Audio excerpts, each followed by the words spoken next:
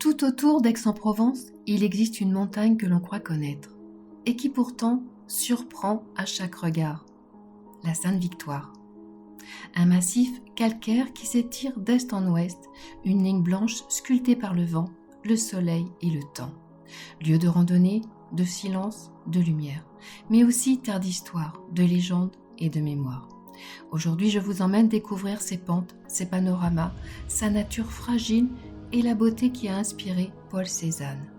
Bienvenue au cœur de la montagne Sainte-Victoire.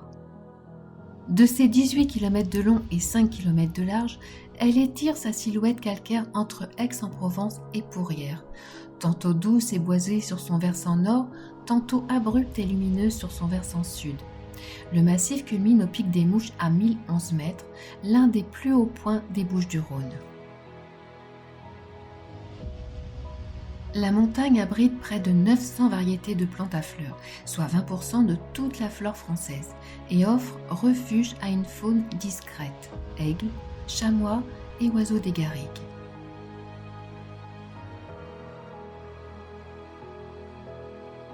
Dans les argiles rouges du parc départemental de Roque-Haute sommeille l'un des plus grands gisements d'œufs de dinosaures d'Europe.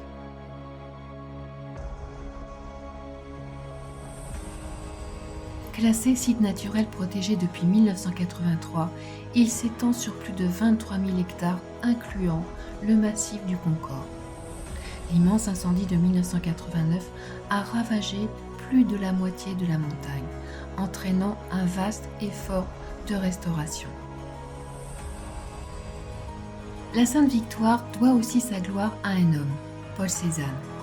Le peintre aixois l'a observé toute sa vie, l'a peinte plus de 80 fois, a cherché inlassablement à en saisir les volumes, la lumière, l'âme. Grâce à lui, la montagne est entrée dans la légende. La Sainte-Victoire, un relief, un refuge, un symbole. Une montagne qui porte en elle la mémoire de la terre et le rêve des hommes. Un paysage qui change au fil des heures, passant du rose au bleu, du blanc au gris argenté.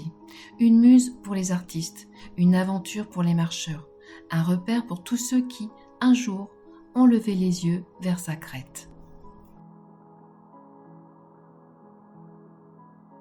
Au sommet de la montagne Sainte-Victoire, une croix se dresse fièrement. Construite entre 1871 et 1875, elle est l'œuvre de l'abbé Meissonnier qui voulait remercier le ciel d'avoir épargné la Provence lors de la guerre contre la Prusse. La croix repose sur un socle de 11 mètres surmonté d'une croix en métal de 7 mètres. Foudroyée par la foudre, elle a été restaurée en 2004 pour briller à nouveau sur la montagne. Perché à 900 mètres, niché dans un vallon, un petit ermitage s'installait déjà au XIIIe siècle. La chapelle Sainte-Venture, nom originel de la montagne, devint le cœur d'une vie religieuse intense au XVIe siècle, grâce au pèlerinage de la confrérie des Pertuisiens. À partir de 1652, l'abbé Jean Aubert et le riche bourgeois Honoré Lambert restaurent et agrandissent l'ermitage. Chapelle, monastère et lieu de vie religieuse voient le jour. Après la mort de l'abbé, la vie religieuse décline et le site tombe peu à peu en ruine. Mais en 1955, Henri Imouchat redonne vie au prieuré. Il fonde l'association Les Amis de Sainte-Victoire pour restaurer les bâtiments et faire revivre les traditions afin que ce lieu garde sa majesté et sa sérénité.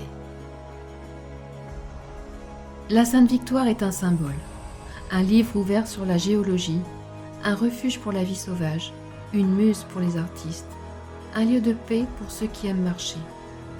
Si cette exploration vous a plu, un like, un commentaire ou un abonnement est toujours plaisant et encourageant.